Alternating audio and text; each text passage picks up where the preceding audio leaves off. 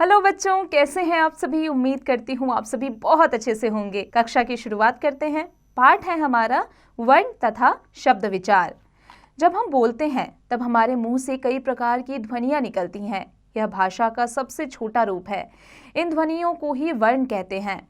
इन वर्णों के समूह को वर्णमाला कहते हैं। वर्ण वैसे तो दो प्रकार के होते हैं, स्वर वर्ण और व्यंजन वर्ण, परंतु इसके अतिरिक्त अंतस्थ और संयुक्ताक्षर भी होते हैं जो व्यंजन वर्ण व स्वर वर्ण के अंत में आते हैं। भाषा की सबसे छोटी इकाई या ध्वनि जिसके टुकड़े नहीं किए जा सकते उसे वर्ण या अक्षर कहते हैं। बच्चों, यहाँ पर स्वर और व्यंजन दिए गए हैं। स्वर कौन कौन से हैं? अ, आ, छोटी ई, बड़ी ई, छोटी ऊ, बड़ी यू, री, ए, ऐ, ओ, औ, अंग, अह। बच्चों, अब बात कर लेते हैं व्यंजन की।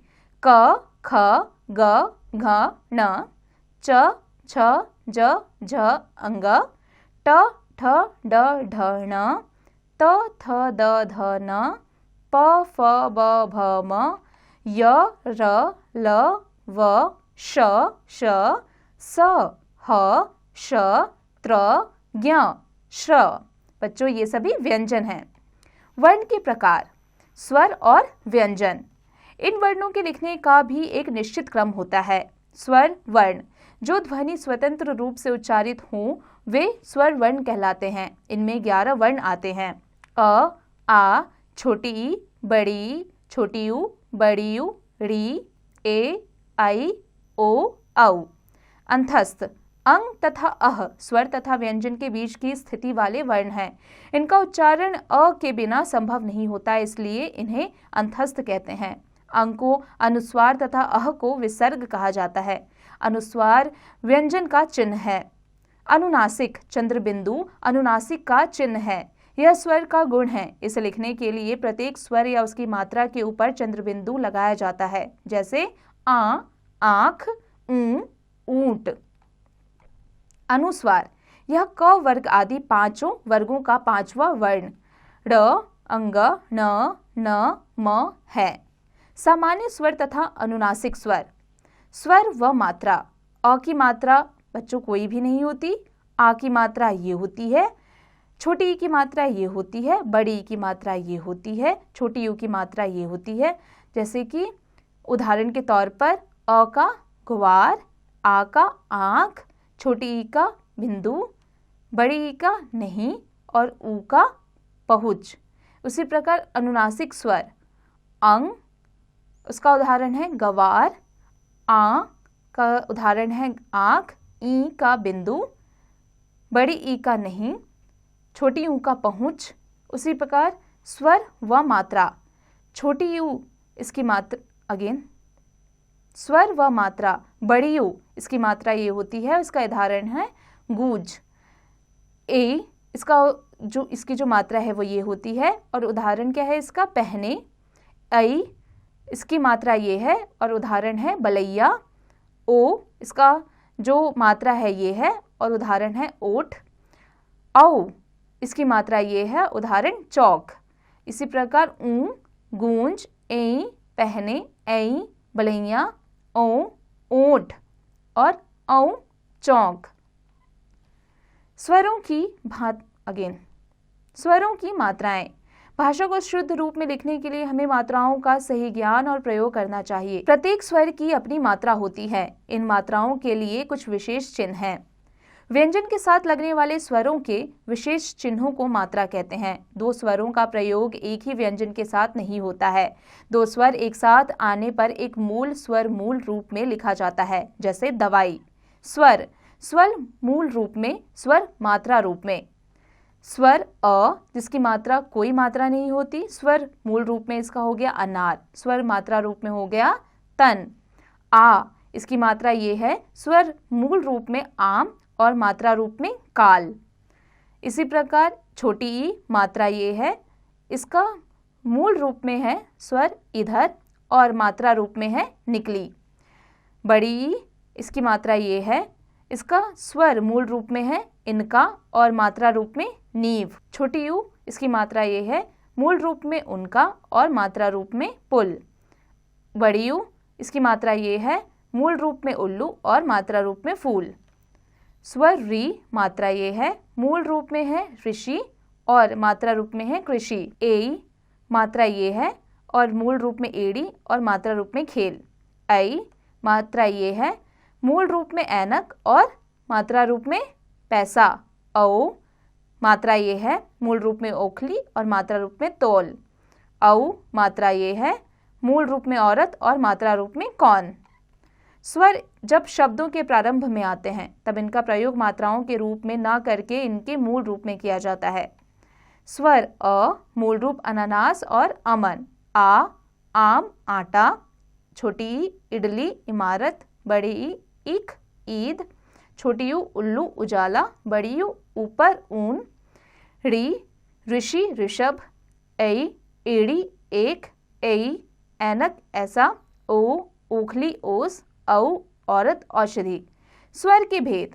स्वर के दो भेद होते हैं, ह्रस्व और दीर्घ। ह्रस्व स्वर जो वर्ण हल्के से बोले जाते हैं, जैसे अ, छोटी ई और छोटी यू। दीर्घ स्वर जो वर्ण खींच कर बोले जाते हैं, जैसे आ, बड़ी ई, बड़ी यू, ए, आई, ओ, औ। आ, कुछ शब्द अंग्रेजी से आकर हिंदी में मिल जाते हैं। ऐसे शब्द उर्दू, अरबी, फारसी से भी आकर मिले हैं। उन्हें आगत शब्द कहते हैं, जैसे ऑफिस, बॉल, कॉपी। ध्यान रखें, औ तथा अ भिन्न ध्वनियां हैं। व्यंजन, इन वर्णों को स्वरों की सहायता से ही बोला जाता है। हिंदी वर्णमाला के प्रत्येक व्यंजन में अ होता है। जैसे क जमा अ क्या बन जाता है, क। स्वरों की सहायता से बोले जाने वाले वर्ण वाले व्यंजन कहलाते हैं।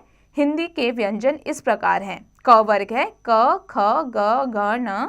च वर्ग है च, छ, ज, झ, अंग। ट वर्ग है ट, ठ, ड, ढ, ण, ड़, ढ। इसी प्रकार त वर्ग है त, थ, द, ध, न। प वर्ग है प, फ, ब, भ, म। य, र, ल, व, श, स, ह, श, त्र, ज्ञ, श्र। व्यंजनों से पहली 5 पंक्तियां अपने पहले अक्षर के नाम क वर्ग, च वर्ग, ट वर्ग, त वर्ग, प वर्ग से जानी जाती हैं। आगत ध्वनियां ज, फ, ये ध्वनियां अन्य भाषा के शब्दों से आई हैं।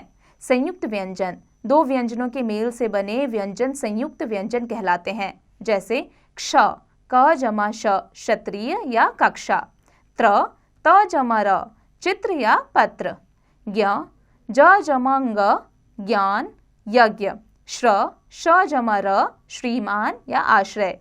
स्वरों की तरह व्यंजनों को अलग से बोला नहीं जाता, किंतु उन्हें स्वर के बिना लिखा जा सकता है। हलंत, स्वर के बिना व्यंजन लिखने के लिए कई बार व्यंजन के नीचे रेखा लगाई जाती है, इसे हलंत कहते हैं।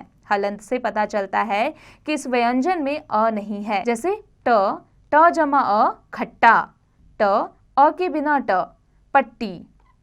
संयुक्ताक्षर वाले शब्द क्ष, त्र, ज्ञ, श्र भी संयुक्ताक्षर हैं, परंतु उनका रूप बदल गया है। संयुक्ताक्षर 3 विधियों का प्रयोग करके बनाए जाते हैं, जैसे क्ष, क जमा श जमा अ।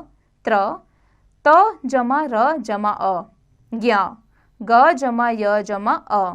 शब्द हैं कमल, लड़का, आम, केला। ऊपर लिखे सभी शब्द वर्णों को मिलाकर बनाए गए हैं। वर्णों के मेल से शब्द बनते हैं। क जमा अ जमा म जमा अ जमा ल जमा अ। लड़का, ल जमा अ जमा ड जमा अ जमा क जमा आ। आम, आ जमा म जमा अ। केला, क जमा ए जमा ल जमा आ। यहाँ अक्षरों का मेल दिखाया गया है। केवल अक्षरों के मेल से शब्द नहीं बनता, जैसे म, क, ल, मकल। मकल यह शब्दों का मेल है, किंतु यह शब्द नहीं है, क्योंकि इसका कोई अर्थ नहीं है। वर्णों का ऐसा मेल जिसका कोई अर्थ हो उसे शब्द कहते हैं। मात्रा युक्त शब्द कितना, खिलना, गिरना, घिसना।